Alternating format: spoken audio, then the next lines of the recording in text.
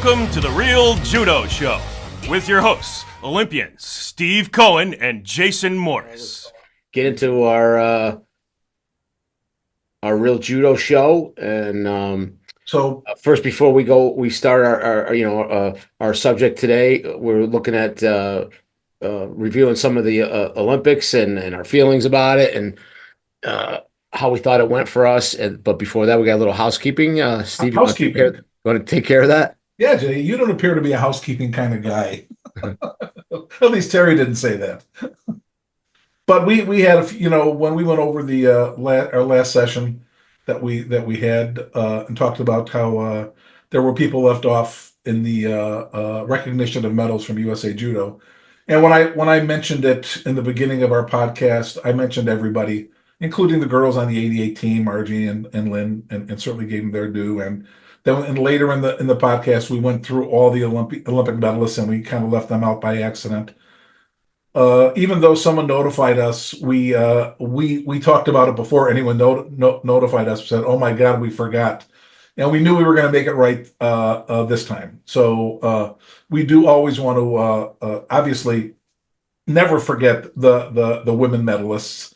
They're equally important. And for those of you who don't know, Jason has coached and continues to coach some of the top girls in the United States. I coach just about primarily only girls, and I've coached quite a few Olympians. We're very involved in women's judo.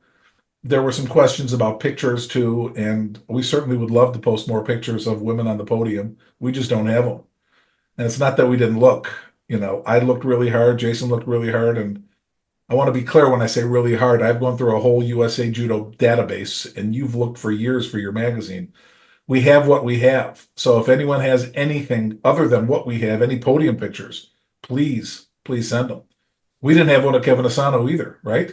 We just, for some reason, no one thinks it's important to take podium pictures, at least didn't in the past. So we're happy to post them. However, we just don't have them. And if any of the Olympic medalists listening, if Margie or Lynn are listening, they want to come on the podcast with us, you're welcome. We're happy to have you and talk. Let's talk women's judo. If Eve wants to come on and talk women's judo, let's talk women's judo. We're happy to do it. I mean, this is only our third one, right, Jay? Well, actually, we haven't put out our second one yet. Okay. Just for the record, I'm going to blame you. Well, it was my fault. I went through that list and I forgot. I didn't catch it either. It's no one's fault. We meant no disrespect to anybody. So we give them their due. And again, we're happy to go through it with someone. I mean, that's for a topic of our podcast. But today, before we skip on, for clarification, we're discussing the Olympic medalists from the U.S. that we've ever had. And when I gave a list in our last episode, I omitted, I don't know why, but I omitted Lynn Rothke and Margie Castro from the 88 team.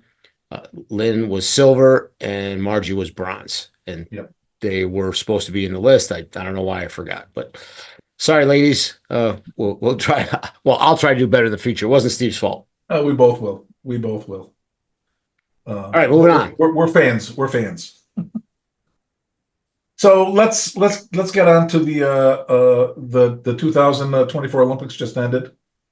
It was obviously it's a great competition. I mean, during the actual competition, everyone's micro looking at every match, every penalty, and everything.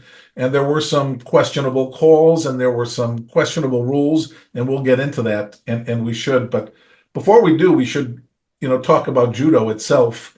Before we get into beating it up a little bit, and just go through some facts. The 2004 Olympic Games comprised of 203 national Olympic committees, approximately 10,500 athletes, 32 sports, and 329 events. Okay, there were 372 athletes from 122 countries in judo. It surprised me. That's a lot. There were 36 flag bearers from different countries that were from judo. We had 14 gold medalists that were divided amongst 11 nations. 26 countries won medals, and 37 countries made it to the final block. It's hard to argue with the fact that judo is a universal sport today. The IJF today has 199 member nations, and it is said that there's over 50 million judo players all around the world. Now, finding 5 in the United States is hard, but around the world, judo is big. And for those of us, you and I, we follow international judo. We know how big it is around the world, and it's growing, and it's growing at a fast pace. I would ask anyone who is a member has a membership or a thing for the IJF judo page, the Judo TV, and take a look at the calendar. There's always something going on somewhere. There's a tournament in Macau last weekend, and I think there's one in Hong Kong next weekend that my girls are in, and there's tournaments all over the world going on all the time, at all different levels. So obviously nothing's close to the United States, but I mean, if you want to fight, there's places to fight. So I mean, it's a pretty cool thing how big judo is around the world. Oh, and well, the good news is that judo is extremely healthy in the Olympic movement. Obviously, because it showed because of the mixed teams that we were adding medals. Bad news for the U.S. It's getting harder and harder to not only make the team, but find that podium at the Olympics, well, at the Worlds too. Yeah. So it's a little bittersweet there for Americans because it's getting really, really tough. Oh, without a doubt, without a doubt. And I mean, did you was there any one athlete that stood out for you in the Olympics? I mean, the thing is that as much as there were upsets, as I look at the list of winners, it's hard to say that these people shouldn't be there. Now, Uta Abe not being there, obviously, if they fought that tournament 10 times, she'd probably win it the next 10. It just happens. The Olympics, funny things happens. World champions always lose in there, unfortunately, as we've seen. Nonetheless, you look at the winners, and there's no one that shouldn't be there. Maybe they're in the wrong spot or something, but everyone's a good player. Oh, it was fantastic. I mean, I thought maybe we could start actually with our little countdown or our top 5 moments for the actual moments, or maybe even a thought of the entire games. But we would just go back and forth. I have my list. I don't know if you. I don't have a list, but go ahead. I've got it in my head. You probably could do it in your head. You want to right? go first, or you want me to? I'll go first. Go ahead. I'll be the guy that goes first. So, and I don't know if this is in any specific order, but for me, watching the 81 kilo division, which is obviously something dear to my heart, right?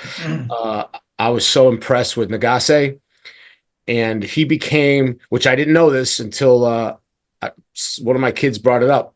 He became the first double medalist for 81 kilos ever in the Olympics. So he won a gold, and he won a gold last time, and he won a bronze the time before that. So he's a 3-time medalist. What did Legion do? I mean, Legion won the Olympics and the Worlds, or no? He won the Olympics in 2 different weight classes. Oh, in 2 different weight classes.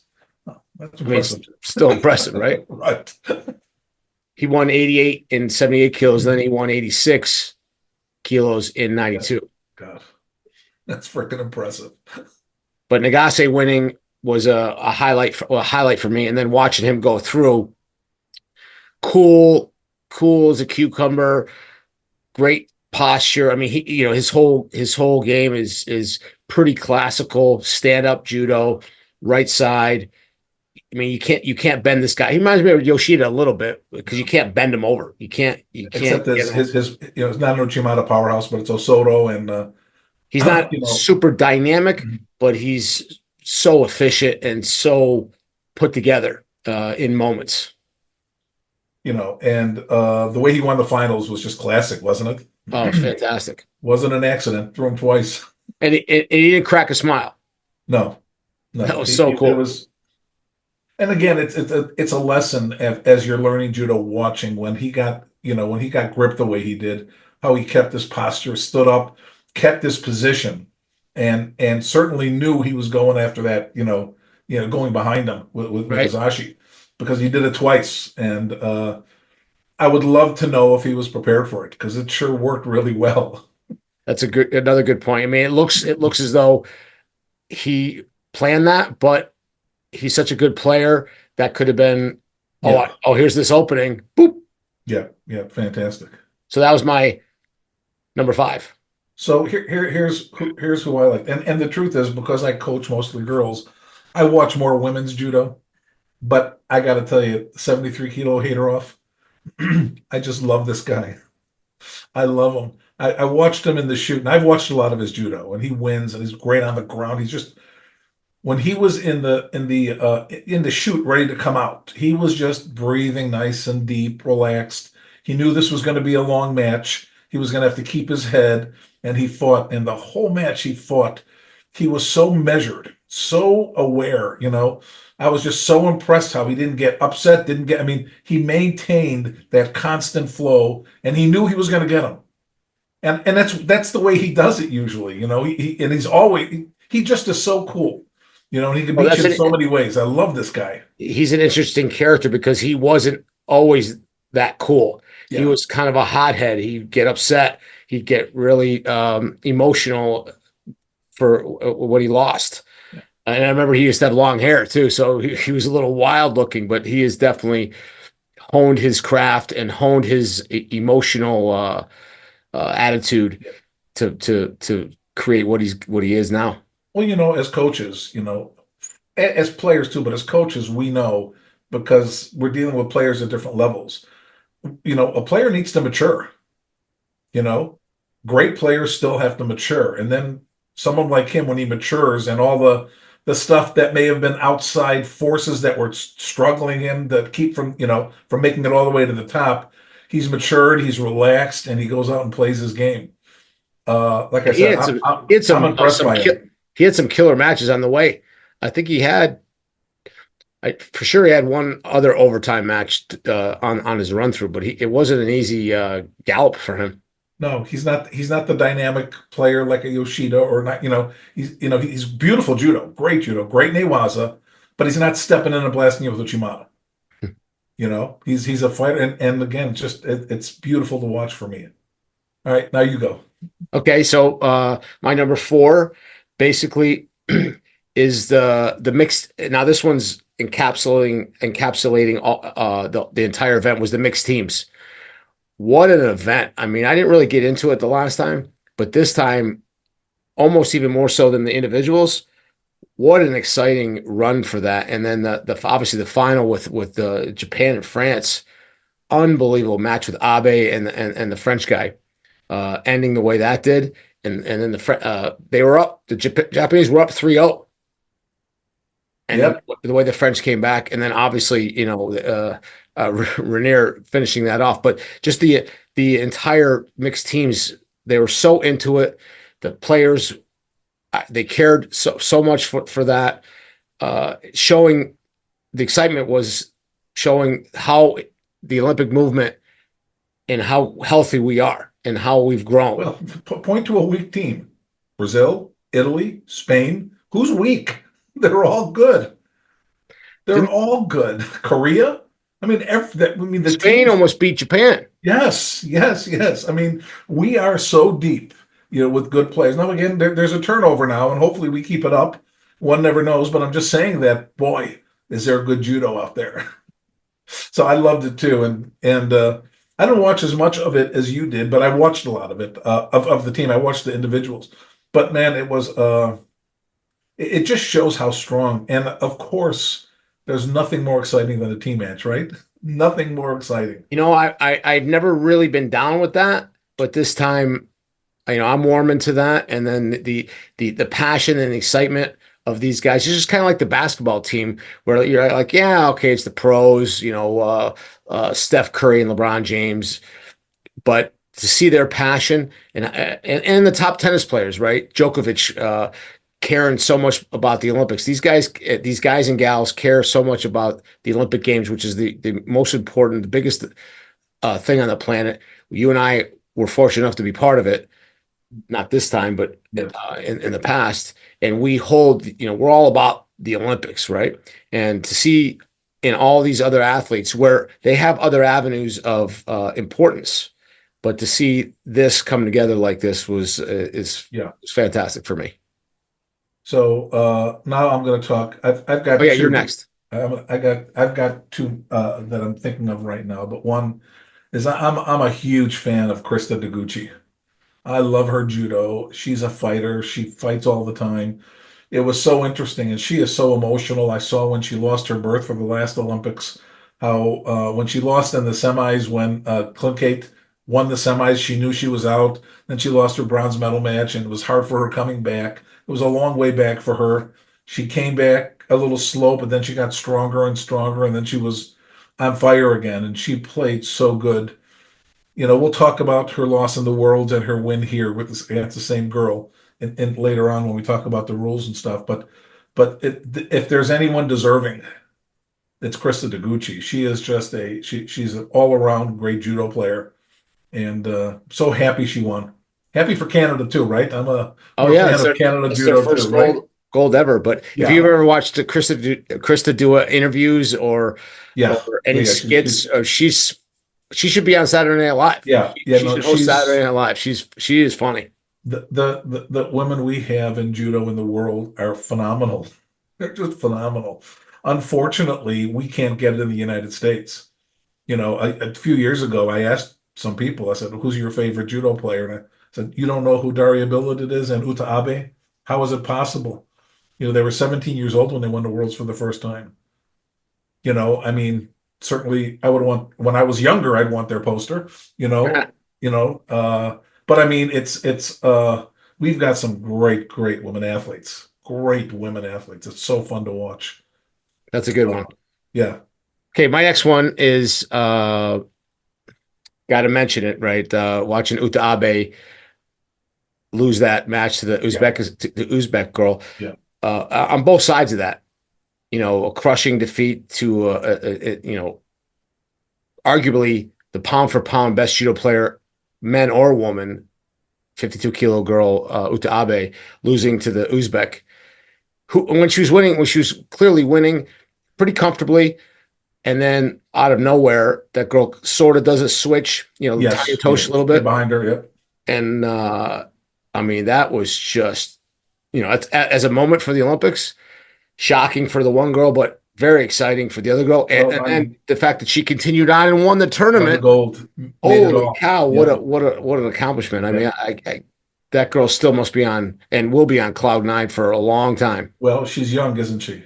I I believe think she's she's young. yeah. I think she's okay. I didn't look it up. I don't know how Okay, old she is. but I think she's young, and the world's. I'm sure Abe's not leaving now, Oh yeah, so they may have another matchup. One of the things I liked that went really unreported, but when Krista lost in the French Open, it was kind of a shock to a French girl. And then the next Grand Slam, they fought again, and I saw it, and it was a much different match, right. much different match. I don't think he beat Abe twice. That's my opinion, but who knows? Who knows? She won it all, so it's pretty exciting. That's why we watch sports. Oh, without a doubt, without a doubt. Okay, you're next. My next one. I've had a favorite for a long time, and I know him personally. He's a great guy, but the judo's phenomenal. It's Dennis Veru. I love his judo. I mean, Taiyo Ouchi's got a great switch. I love watching him. He's got classic stand-up judo. And like I said, he is fighting all the time, always teetering on getting up to the top. And man, I mean, I'm just so happy for him. He deserved it. What a great judo player he is. Just beautiful classic judo. I remember he was at our dojo, and I walked into the room with all the parents who were talking. I said, "Stop talking. Watch this guy. This guy's the best in the world. You got to watch this guy. He's amazing. Just watch him move. He just is phenomenal. He's a phenomenal player, and really happy for him." I agree. I'm a big fan of his, and he had one of the throws of the tournament with that back sweep. And he's a righty, but he hung on. Remember when the guy came in, kind of an Uchimata was hopping. Veru kept his cool, and he knew what he was doing there, and he backswept him with his left foot. Phenomenal. I mean, we teach that here all the time. Because I watch him a lot, I'm always telling, kids that you have to add to your judo. No matter how good you are, no one keeps winning without adding to their judo. You have to add. You know, you can't be sad. Okay, I won this tournament. I'm staying the same, and no one's going to beat me now. No, no, you got to keep getting better. If you don't try to get better, you're not going to keep winning. And Dennis Farou always is adding to his judo. I'm always seeing new things come out from nowhere. I wasn't expected that I hadn't seen before. Unless he was hiding it, I don't know. But something I haven't seen before, and I love that. I mean, being, with as much as we compete in judo and with all the videos we have to be able to do a lot of different things. We just have to, and we have to continue to add and make our judo better. So again, he's one of the guys I really like. That's a Go good ahead. one. So I mean, again, I don't. It's not really in any order, but for me, what one of the highlights and what stood out was uh, Abe, the brother, winning and addressing the crowd afterwards with his arms Yeah. spread out like he was like a king. I mean, I must have watched that 15 times. I mean, what a moment. I remember my moment. It Yeah. wasn't winning. I won the semis, but it was like that feeling of relief because a regular person wouldn't know No. the emotions coming up. It's not always just, yeah, I did it, but it's a lot, it has to do with, I had an injury, I had this, I had that, I overcame something. It's like, oh, I finally got through this. Well, So it looked like all that. enormous sacrifice. Usually when I talk to Olympians, medalists or not, doesn't matter. Everyone talks about sacrifice. Everyone talks about sacrifice. No one makes it without sacrifice. We all do. We accept it, we love it, and we do it. But there is sacrifice, and he is special. And the truth is that he keeps out maybe the second best guy in the world, Mario. It's Right? kind of that's another discussion we could have about how we choose who goes where. But yeah, so I've got one, and it maybe a little bit of a let's say an upset, but Clarice Abegdanu, sorry, Okay, she forgives you. Abegdanu. Yeah, I got to listen to Neil say it a few times. Abegdanu. Yeah, she's phenomenal, just phenomenal. And again, it's so interesting how judo works. That she's a phenomenal player, and I mean the girl that beat her, she smashed with a sasai, threw her so quick and hard, she overturned her. And she set her up for the Sasai again. And it just so happened the girl did a Kochi at the same time. It wasn't a counter, it just attack at the same time. And when she stepped around, she got caught and got thrown. And now again, it was Ari, she had to fight back. But I mean, it was just one of those things. And but man, she is something special. She's one of my favorite players. She always comes to play hard. And I'll tell you, She's got a great personality. She's very right. bubbly, very fun to watch. And you saw her bronze medal match. She was getting tooled on. She Yeah. kept her cool, kept her cool. The girl inexplicably came across that weird left Osoto with no hands, and What a mistake. Abic Big New Yep. stayed solid and just smashed Covered her it. Yep. Osoto counter, right? Just let Beautiful. Osoto counter like you told your girls. Yep. Beautiful. It's classic. And yeah, she's one of the greats, right? She's one of the greats. And the girl that beat her is freaking, they're tough. My Oh, God, she these had a day, girls are that girl. yeah, they're so tough. So When I talk to my girls, I tell them, you don't understand how strong these girls are. These girls are monsters. They're really strong. They're tough. well, not only are they strong, but they have that infrastructure of Oh judo. yeah, without a doubt. Without a doubt. And there's judo fit, so that makes them just feel so much stronger. Yep. No question. So my last one is we're gonna give the US a little love. Kind of a big upset was the 90 kilo kid, John Jane, beating that Perlotti kid, and Mhm.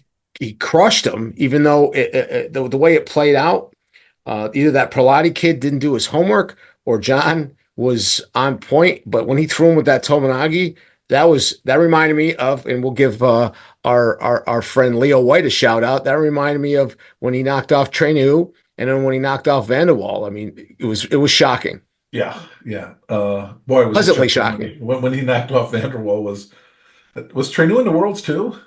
Yeah, Uh, it was the no, it was the Olympics. he got one in each Olympics. Yeah, you didn't know that? Oh, So he got Trainu in 88 and He Vanderwall in got Trainu in 84. '92. Oh, in 92 he got him. He got. You saw the Vanderwall one. Excuse me. You In saw the 84. yeah. I saw the You were 84 there he for got that. Vanderwall. And obviously, I was there for the '92 Yeah. one. Okay. Trainu was the world champ Yep. in '91. I mean, Apparently obviously, he didn't he those didn't have wins a are conversation with Vanderwall. those matches were way bigger shocks, but Oh, without a doubt. still, Not because it was Leo though, because those guys don't get thrown. They and don't get thrown. they were both. Well, Trainu was a world champion. Vanderwall was Olympic champion Yep. previous. Yeah. So, but this reminded me of that. I mean, it was a monumental win. It was like whoa, and Yeah. obviously, and I love the way that kid celebrated afterwards. I Cool. mean, again, we're going to go back to that'll be part of our discussion when we talk about the rules. Yeah. But Jane addressed the crowd and pointed at the camera. I loved He had a everything. moment. He had a moment. It Good was for him. great. Good for him. So go ahead. So I'd be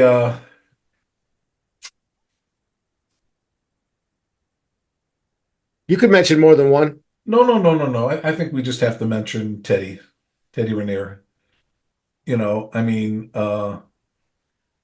he's just a force of nature in judo. He's done what no one else has done.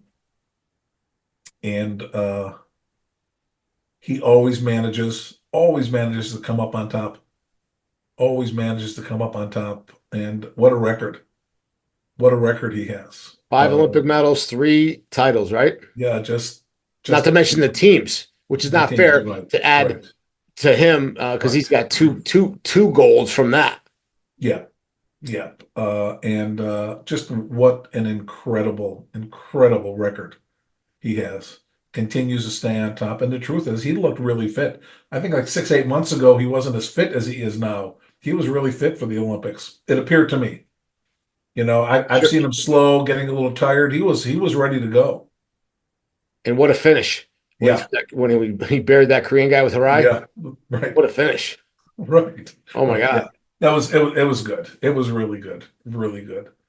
So yeah, it was exciting to watch. And obviously we're talking about people that won and again, losing's hard.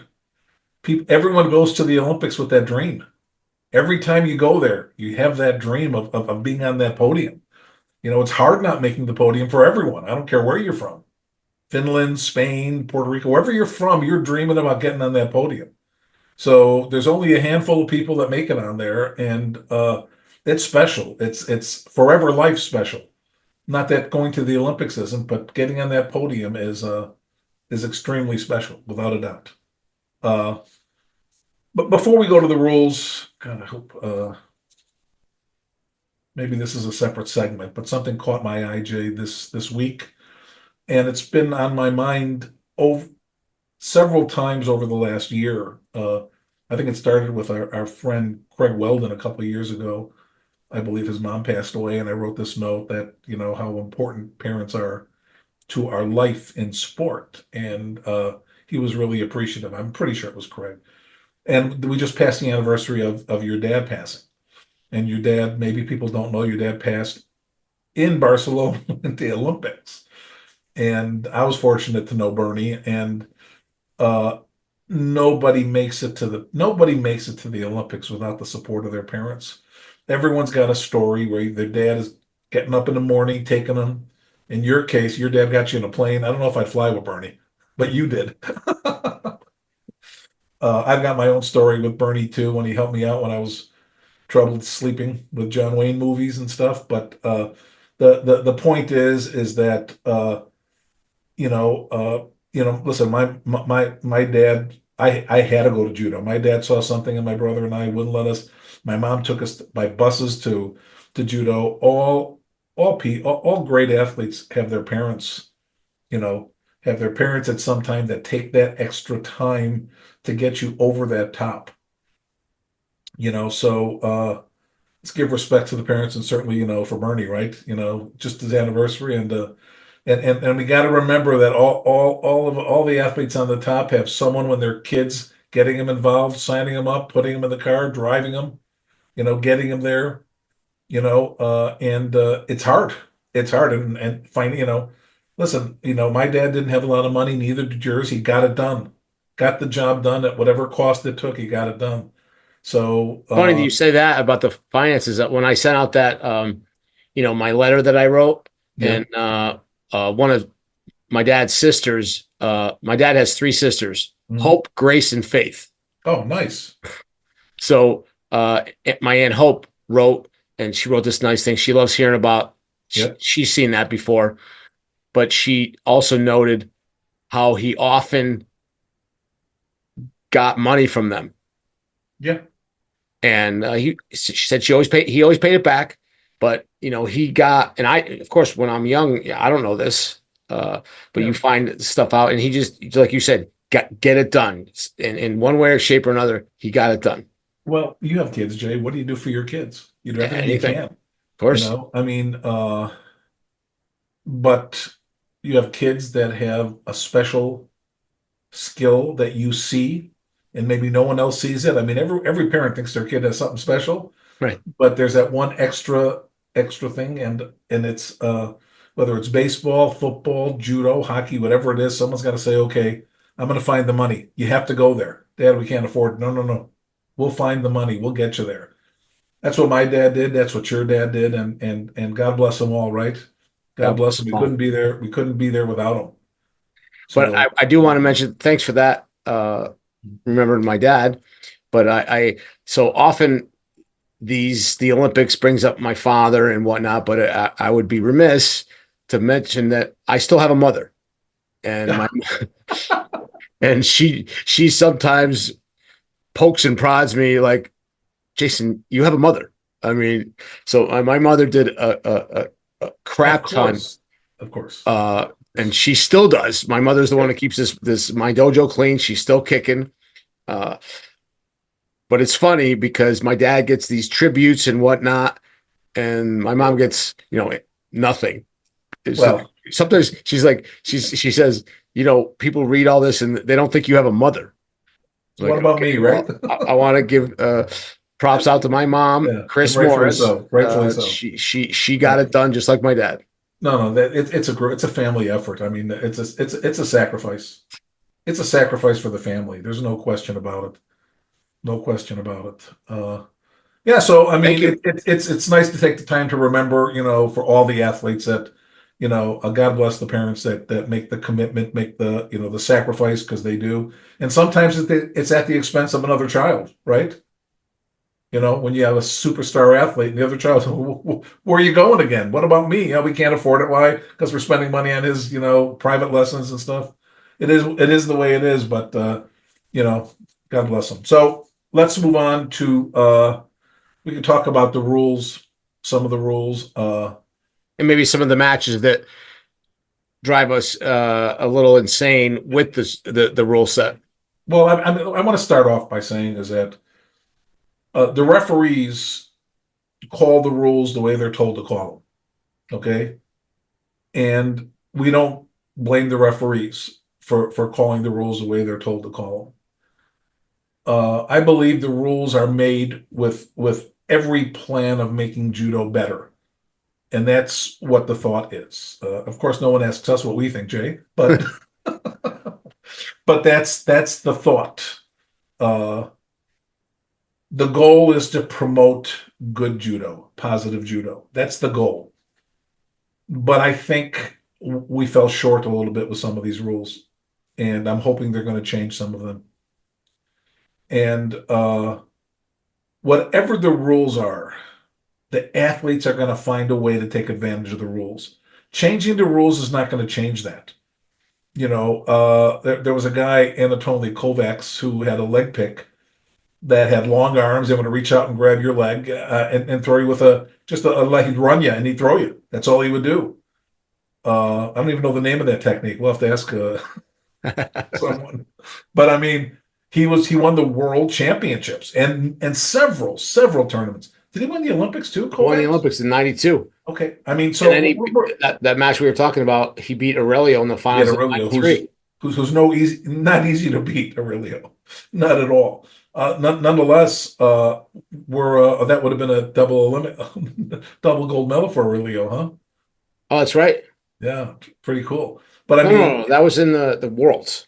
oh, it was in the World TV to Aurelio. Okay. Yeah. Nonetheless, I mean, those were the rules that took it. That had an advantage to him.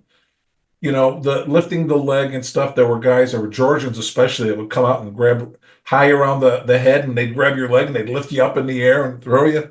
We have a great story about Bobby like that.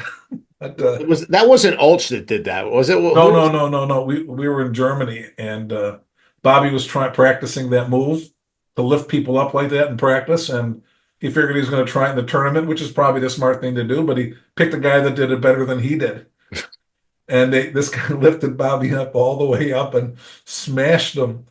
And I was at that time the German the German Open, whatever it was. You know, you had to walk behind the mats, and all the athletes. There were like a line of mats, and Bobby and I had to cross paths. I was going to fight, and he just finished, and I'm looking at him. I have no words to tell him. He just got lifted up and thrown. I said, Bob, Who was I the got guy nothing that to said? say. Which guy is the guy that came up to you later and said, "That's the highest throw I've ever seen." I don't remember. I don't You remember. told me that it was some Yeah, it was maybe a British guy or something. yeah. Yeah, that's God, we have some funny Bobby. So we're gonna get Bobby in here. We have some funny Bobby stories. So Steve's Uh, talking about Bob Berlin from he's from Chicago, and he's an Olympic silver medalist and a world bronze medalist, Yeah. phenomenal player. So getting bombed is he wasn't a one and done guy. So throwing No, Bobby no, was no, no no, easy no, was no. no It easy was feat, and he's a proud guy. So when something like that happens to the proud guy that we can make fun of. I mean, it's happened to me. I mean, yeah. I don't know, you weren't there, but one of my fondest stories is not a trash talking story, but a a teammate type thing. I think I told you this, but after Barcelona, I was in the paper the next day. In many ways, and most of the shots were Yoshida celebrating, Right. right after slamming me, and when I woke up the next morning, I came in the apartment, or I don't know if it's I woke up or I came back to the apartment, or the little condos that we stay in. What do you call those? Those suites. Yep. It was wallpapered with the You getting newspaper smashed? of me getting bombed, and there's arrows pointing to me, on the ground or Yoshida. And do you remember who I told you did that? Uh, I have no idea who did it. Do you remember even hearing the story? No, Really? you never told me this. No. I Who didn't. did it? Well, it was Swain. Oh, Swain did it. It was so funny. I mean, Well, you the know, truth is, when I look for videos of you, that's the first video that shows up. It's hard to find videos of you. I can't find the is it the 87 Worlds fighting the Korean getting that's thrown sort with that's so, Sasai? that's sort of out there. Yep. Yeah, that's out there too. I can't find any. It's unfortunate. Someone got rid of all the videos of you throwing people and kept the ones with you getting thrown. Listen, I've got one too. I'm on Saito's highlight tape too. Wait a minute. There's another. Oh, there's another one out there that popped up when you were you at the Shariki Cup that year? No. Uh, that was the year. This is another funny Bobby one. He went 1-1 and took a bronze. I went 1-1 and got bombed in 11 seconds by Takanami and had a skid mark on my ass from the tatami, and the guys were. It was really big, and so that video popped up somewhere. I saw it, and one of my former students sent it to me, like trying to make fun of me. And that's the time remember when Bobby got caught picking his nose, and No, I don't. it was on the Japanese TV. They were filming, Oh, and of course they were filming him. Oh, he took bronze, and he was off in the thing. And of course, it seems as though the camera always goes to the guy, and you go see a guy go. yeah, when it's got his hands. Yeah. Very funny. Yeah, I have a funny story like that with Dewey when we were at the British Open, and you had to come out of your pools. You had to fight in the pools before, and I won both my pool matches and made it to the semifinals. And it was before the Worlds, and I fought Elvis Gordon and I beat him. but I ended up hurting my shoulder. And Willie said, "No, I want to pull you out." So I won 2 in my pools. I won 3 in the things, and I had to pull out of the tournament. Dewey was in a 4-man pool, lost 3 matches. One guy backed out, so Dewey got in. He had a bye, won 1 match, and ended up getting a bronze. I go, Dewey, how is that possible? And it's just funny how things work out. But it was so funny. I'm sitting there all beat up, and Dewey's got the bronze medal. So let's go into the rules. Huh? We can go too far with stories. So one of the things that bother me personally is that you can grab 2 sleeves, fall to your knees, and with no intent to throw, and that's counted as an attack. And you do that 2-3 times, and it happened to Krista Deguchi. It happens. Is it 73 kilo Brazilian 66, 73? Oh no, you're talking about the 66 kid. Lima, yeah. I mean, again, it's not nothing against him. He's using Yeah, let's be clear. We're not ever crapping on the kids or the refs. It's the rule set. So the rule set, right. The rule set is the rule set. No, they're using the rules. Yeah. Whatever the rule set is, the kids are going to do what they can to win match. I mean, it's about winning matches, right? It's at the Worlds and Olympics. So they're going to do what they can, and the referees are simply calling the match as they're told. In fact, you can see that some of the officials, making a call or not making a call, and they're getting chirped in the ear, saying something, whatever they're saying, to change. So there's a tight noose around their. Oh yeah, without a doubt. The point is, we're not pointing at any athletes. We're pointing to rule sets, just Correct. like NFL or anything. Hey, let's you and I are discussing in a healthy, non-aggressive way to implore the IGF to make some of these changes from guys like from 2 guys that are appreciate stand up, grip fighting, but stand up judo, not looking like this, right? Like you said, the double sleeves. You just pointed on that. I'll just add on to that, which allows for that kind of judo, right? I mean, even though it was fantastic, I'm going to go on your what you just said. But even though it was a fantastic throw, that French kid that threw Abe, not only did he not turn his back, he fell. So Abe's here. He had the sleeves. He was bent, and he just dove. And he was flat and made that turn, the gator roll. Yep. Beautiful throw. But more often than not, that throw doesn't work and it looks absolutely terrible. And in my opinion, your opinion, if that doesn't work, that should be a Shido for it. If the rules are the way to change that mindset, that I could just keep doing that 100 times and I might get a throw or I'm going to get this other guy penalties. Well, we see it with the 57 kilo a Korean girl that does that, and she did that with Krista Deguchi, and she actually won the worlds doing that, and that's not taking anything away from her. She is capable of getting in, and no different than Klim Kate that does a lot of drop, and if she gets in, she's going to throw you, but a lot of times she drops and she doesn't, and is borderline. I think at the very least, though, with the Klim Kate situation, she turns her back and she's doing Morote Cianagi, right. Maybe not great, but she's turning. But I'll go one further. Her intent is to throw you. There's a difference between a false attack and a bad attack.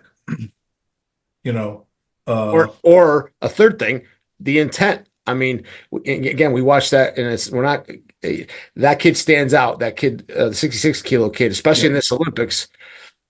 Many of those throws there's no intent. It's to create movement and activity. I thought a guy that remember although he was standing up, but Patrick Ryder. Oh God, yeah, I know. So I mean, he was a fantastic player, but he moved a lot. Yeah. So moving a lot doesn't equal the other guy's not doing anything. Just because you're moving your head, right? So again, how much interpretation is there needed by the referee to understand what's going on? Again, when you grab 1 sleeve or 2 sleeves and drop. And it's hard, especially if you're strong like Lima, it's hard not for him to pull you forward when he does that. There's got to be an intent to throw. just, the referees are looking at the breaking of the balance. Well, it just isn't. If there's no intent to throw, in my opinion, it shouldn't be counted as an attack, and maybe it should be counted as a false attack or something. There's got to be an intent to throw. Now, I'm not up for ringing people up with penalties quickly, but I think that before you penalize the other guy for not being able to do anything when someone's grabbing your sleeve and dropping, that shouldn't happen either. And that's part of the problem with that kind of judo. That's again allowed by the rules, so nothing against the players doing it, but I don't like it at all, and I think it doesn't promote positive judo. It just doesn't look good. I mean, judo with our throwing, the Teddy Raniere throw against a Korean, that's about as good as it gets in the Olympics. All the Olympics, all the sports, so dynamic, so like when you see a judo throw that's like that, it's no matter where. Now I wrestled, so when I used to get those throws in wrestling, same reaction. The reaction is this: oh, yeah. Did you see that? Yeah. I mean, you don't get that reaction, that visceral reaction, like that in any other sport, in my opinion. Like that. I mean, you're watching it's very exciting to watch. I just watched the girls. Is it I don't know I think the 400 relay. Yeah. That we won by, and I was standing up. Very exciting. I was standing up, go. Yeah. I mean, that's exciting, but it's not dynamic. Yeah, like but it is incredibly exciting watching that. I love watching the relays. Wasn't that great? Yeah, phenomenal. And those kids, when she crosses that finish line and she's smiling. Yep. Oh my God, so great. So go ahead. But I mean, again, and in judo, just lifting in the air isn't enough, right? You're watching all the way down. It's dynamic, it's exciting, and it could change, right? Like the Uzbek girl that threw Abe, you don't expect that, right? Fly on her back, and it's like, oh my God, and most sports, not wrestling, but a lot of sports have a time and everything, and someone could have a great shot or two great shots, and it's just the game goes on. In judo, one mistake, one great move, and it's over. It's over. It is dynamic and it's exciting. And it's a shame we have trouble selling it in the United States, because I think if we did a better job, we'd have a lot more people doing it, because it is phenomenal. Well, that's for sure. But back to the rule set, couldn't agree with you more. There not needs to be, because again, who's listening to us, but I'd like to see. My wife listens. No, she doesn't. Yeah, she does. What are you talking? She doesn't listen to you. She listens to the podcast. Oh, she listens to the podcast. Yeah, okay, she likes you. That's why. She doesn't listen to you. Like Terry doesn't listen to me. Never. But what I would like to see is more creation of negative. So removing that negative thing and standing them up, right? Not like this, without an actual attack, and then less of the matches being decided by, how many matches did we watch that got decided by 3-2 Shidos? If you're a casual fan, you're going, what the F? What happened there? Anything like that, in my opinion, right? The ending but with a penalty is weak. There has to be a way to, come on, there's a ton of smart judo guys that exist to create a situation where no way does an overtime match end in a penalty unless it's egregious, right? And I think one of the penalties of a Brazilian, I think his hand slipped inside the gi after he threw. Oh, it was just. Oh, you know what? That would have been my top. That kid, first of all, that kid was phenomenal. He was phenomenal. But what's that? Look up that 90 kilo kid's name. No, I got it right here, Jay. If you want me to. Mercedes. Rafael Macedo. Great player. I want to give that kid props. That one hand tie we had, phenomenal. And that match that brought, you're right. Oh, that was one of my standouts. But let me make my point, Jay. Go ahead. They give the first two Shidos so quick that, maybe in 6 minutes of a match, 2 minutes into golden score, someone does something and the hand slips in, and you don't realize that the penalties given in the first 2 minutes of the match, are affecting the end of this match. the useless penalties. I'd like them to go to at least 5. And again, if people are advancing and they're just not grabbing, give them some more time. I mean, the judo time is endless, right? Someone's going to have to throw someone. Or we used to give a free one, didn't we? It did used to be 5. Okay. 5 to way back when. Yep. But But they counted the scores though. But that was awful. So They counted the they score, have which made was wrong too. Yeah. some good changes, right? I like that the penalties don't equal scores, but there's too little of them because of exactly what you said. A couple inadvertent things, and you're already at 2. It's interesting. I'm a boxing fan. Are you a boxing fan? Oh, yeah. In a 9-round, 8-round, 12-round fight, the first 3 rounds are feeling each other out. Right. I mean, there's not much happening, right? Maybe someone lands a jab. I mean, they're just fit. I mean, in judo, we're feeling each other out. So I don't know if, I get it. People, I mean, if someone is completely avoiding, but while they're fighting for their grip, I mean, I saw way too many matches that before the 2-minute mark, there were 2 Shidos. That means if someone makes a small mistake, if they get locked in a grip that they can't get out of and they bend down, they lose the match. So I think, that kind of, we have to figure a way to make it better. I mean, again, I found judo as exciting as can be. I don't know, outside of the dropping without any real intent to throw, which bothers me. Other than that, I thought judo was so exciting. Oh, so exciting. So exciting. It was, and such. Let's discuss some of these other rules that also should be. But can I just talk one more in this case too? When someone does that drop, and someone goes into newaza, and even if they almost get you into a juji, a shimiwaza, or an osaikomi, and if you get up and it doesn't count. So if the guy does 2 more of those, you can get a shido, and that newaza attack, which is close to a score, is not even considered. That should be considered as an attack when you're on the ground and literally, I mean, not just sitting on someone. You turn someone to their back. I never thought of that. That is a great addition, a good suggestion, that a good newaza exchange. So, okay, I do an attack. You're thinking about giving me a shido for that, but I come back with some newaza. All right, now it's evened out because I made not just rolling around, but I created a legit attack that I was trying to score. That's a good one. I mean, it's better than grabbing one sleeve and putting your leg between the opponent's leg, going to your knees and pulling them down. That's counted as an attack, and I like it. So, yeah, definitely a good suggestion. That's a good one. That absolutely should be attack. And like you said, I mean, again, the rule set's the way it is. So if you create that 2 shido thing right away, it's not even an issue with the shidos thing. Is the fact that you're at 2, 1 more, you're done. Right. So, okay. So if that's the problem, I don't mind you giving the penalty to get the action moving, then make it at least 4. Go back to the 4.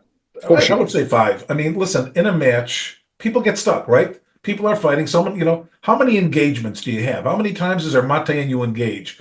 20, 30 times in a match. One of those matches, someone gets an advantage and you got to fight out of it and you get a shido. You shouldn't lose the match because of that. You just shouldn't lose the match because of that. I mean, yeah, I don't mind the shido, but I don't mind getting a penalty.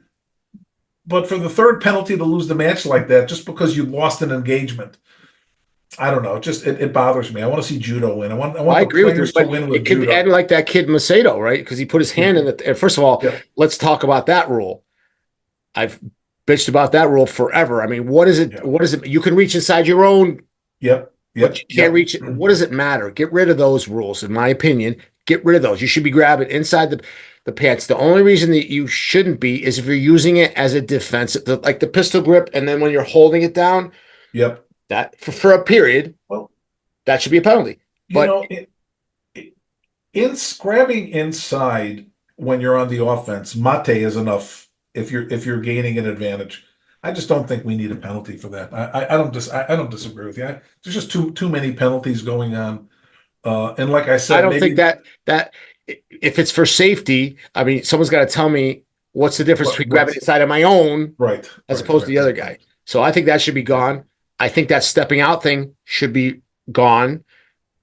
It's clear if one person is fleeing the mat, It's clear if one other guy, because we'll take away that shoving out of bounds thing if there's no penalty, because then the person won't want to give a crap about that. They're just looking for an advantage to throw, which is fine.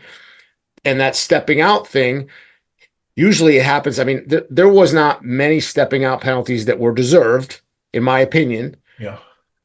During the fight, no one just walked out of bounds because they didn't know where they were.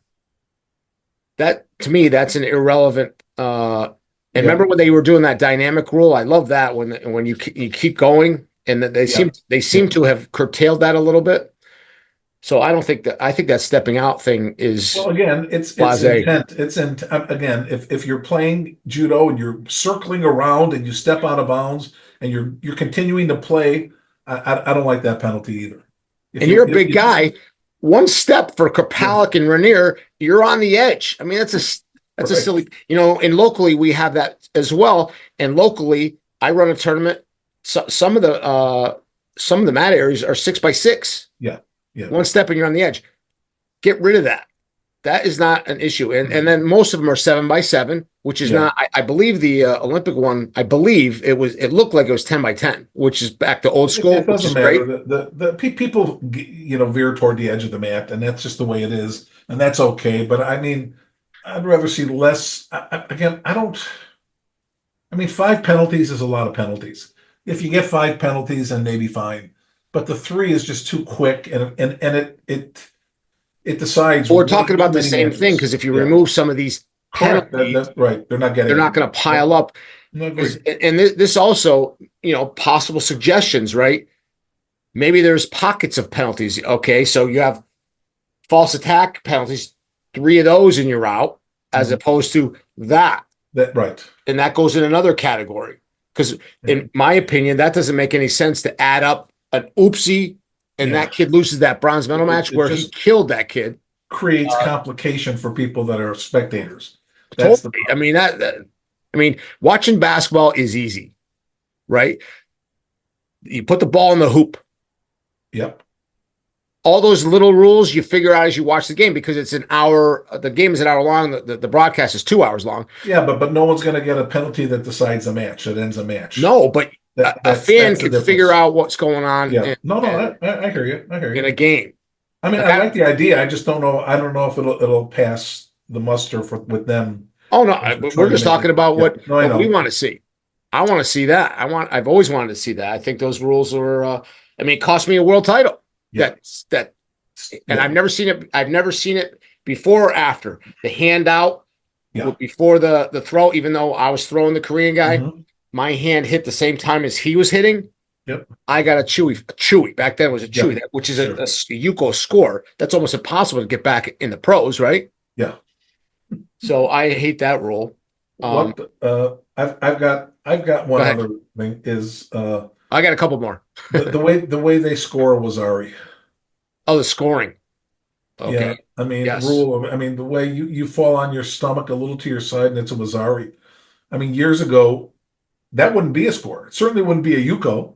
Yuko, you had to be directly on your side.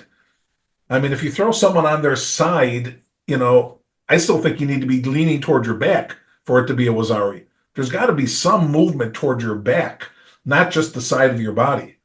I agree with that completely. But I think the whole scoring thing is a step back. People want to see scores. Do you remember? I think we discussed this. I'm not sure if you saw that match. There was a match between Makarov, the 73-kilo kid, and the Japanese guy, Kanemaru. Yeah. There was like 6 scores in that fight. What an exciting but I've seen other matches. We've talked about that. Oh, there's tons of those matches. Omegan and I never saw that match, but you said it was phenomenal, right? What about my match with the Korean in '93? I mean, we had 6 scores. Yeah. Very exciting. Of course, Bobby. We won't go into that. Oh, and then Bobby's match with that guy. I mean, he would have lost 10 times, right? Yeah.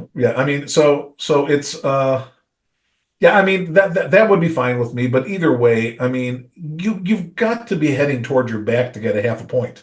So, Stevie, to be a devil's advocate with that point, you would solve that by allowing more, because as it is, you could only score. There could only be 3 scores. I can have one, you can have one, and the next one wins. I mean, that is, in my opinion, ridiculous. There could only be 3 scores. I mean, the match could. in wrestling it could be 10-3, 10-5, very exciting match, right? In judo, it can only be 2-1 technically. So even if you don't fix what you're talking about, but there's a higher level of not a higher level, more opportunities to score. 2 Wazaris doesn't equal Ippon. I mean, let's say it's 4 Wazaris. I mean, because this is semantics, right? Calling it a Wazari and thinking old school the way we thought of what a Wazari was. Let's just say that 4 scores equals an Ippon.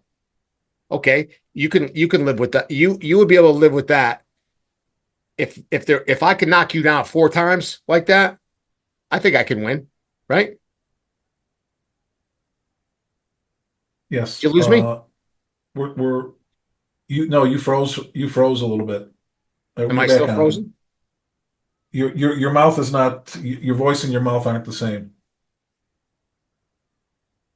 Talk now. You got me? Yeah. I Okay. got you. So you would be okay with that, right? I mean, okay. If you can't do both, I'd like to see more scores. So if there was 4, let's say it's 4 of those Wazaris Equal any point.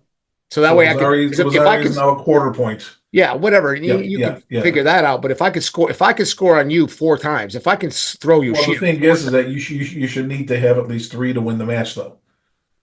At least, if one of those knock you down, I mean, I guess it really has to be thought through. Because now the way you're talking about is like 2 Yukos or a Yuko and a Koka.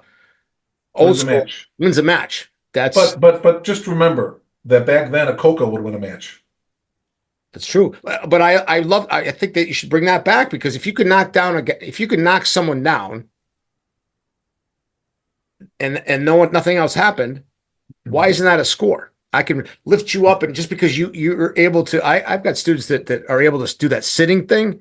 Yep. To get knocked down. Yep. I mean, you and I would, if we get thrown, I mean, I'm going right to my back. Well, certainly now. Of course, certainly now. But the way these guys and gals are able to do different things to not land exactly right, the impetus of the throw still exists. I still created a thing, and I got you off balance, and I like that. That happened to Rainier one time. I think it was a Georgian guy that threw him. Yep.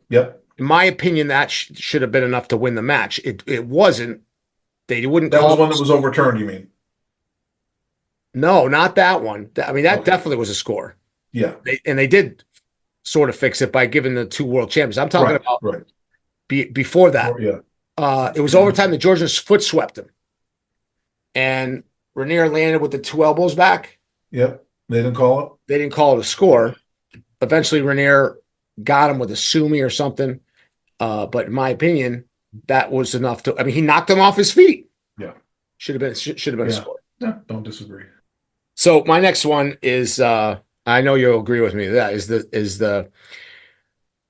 So we have this. It's been going on forever, right? This weird identity crisis in our sport, that we're trying to be traditional somehow and mysterious and proper, and then also be an Olympic sport, right?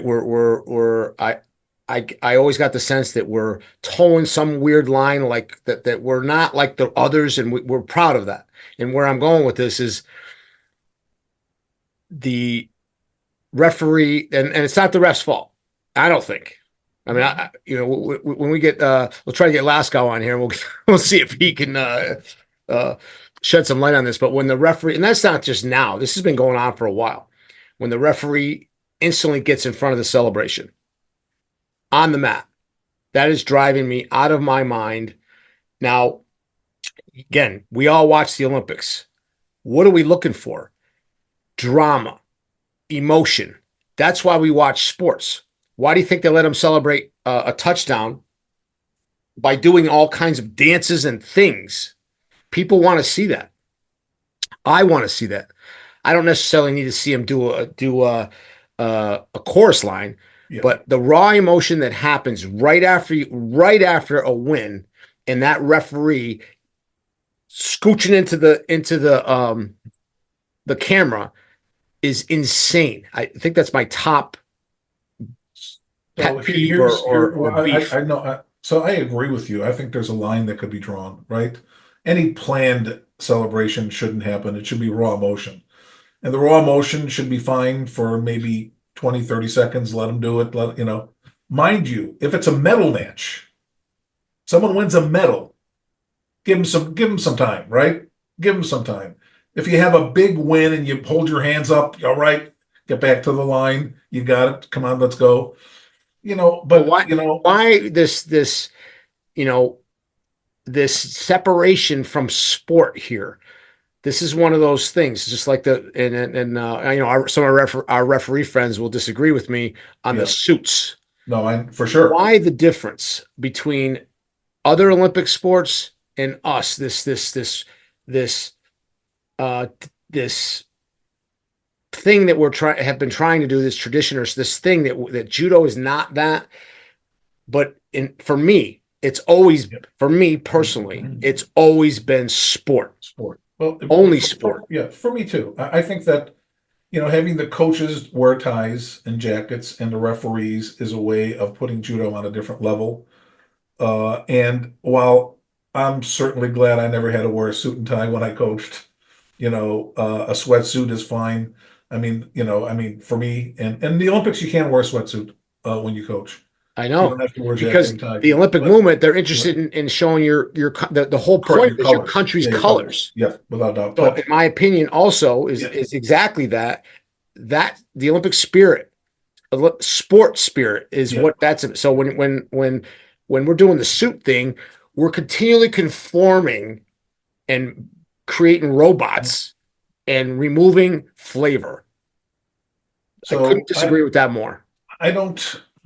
That doesn't bother me as much as the raw emotion does. You know, I don't. I'm not arguing. It just doesn't bother me. But what bothers me is that if, like I told you, I don't know if I mentioned it on the last podcast, but I remember watching Manolo Pulo win the world championships, and I watched this kid fight and get close and close, and all of a sudden he had the day of his life, and he just ran and jumped into his coach's arms. And I mean, how come I remember it? Because it was so phenomenal seeing that excitement raw. It was raw. He didn't know where he was going. He didn't. There's videos. You look at him. He's looking around. He doesn't know where to go. He doesn't know what to do. He just threw that. I think it was a Japanese guy for Ippon, and he's looking around. Oh my God, I did it! And I want to see that. I want Uh, to see that. we have Lou was there for that. Our photographer Lou Oh DeJesus yeah, for Real Judo magazine was there. I have photos of that and him yeah. hugging It was a great moment. the Cuban coach Yeah, yeah. And of and course, him on his knees. yes. Great, great So photos. No referee in the middle of it. Haderoff does that too. He gets down on his knees and he bends. He kisses the man. They're waving him up. Oh my God, give the guy a chance to celebrate. I mean, the man is his life. But it's So all it's for all of us. it's those are cover shots for anything. And Judo TV has all this stuff on there. I figure they want it, for that. But I agree with that probably more than anything. That raw emotion's got to let happen. It doesn't have to be for 30 minutes, but No, for a good 20 that's why we seconds. watch, 20, yeah, Stevie. right, That's why we watch sport. right. Period. I don't care what sport I'm watching. It's for the drama, the one guy Yeah, almost winning, the one guy almost losing, and yeah, you're engaged. And the closer the match, the tighter it is, the yeah, more heated it gets. It's yeah. fantastic. Just Oh, like judo's exciting. It's exciting. exciting, you know. And of course, we know how difficult it is, and when we see something come out of nowhere, it's amazing to us, and we love watching it. So yeah, I don't disagree. So we've talked about our players and we talked about the rules. One more minor subject I want to bring up because I know we're running long is in the selection process.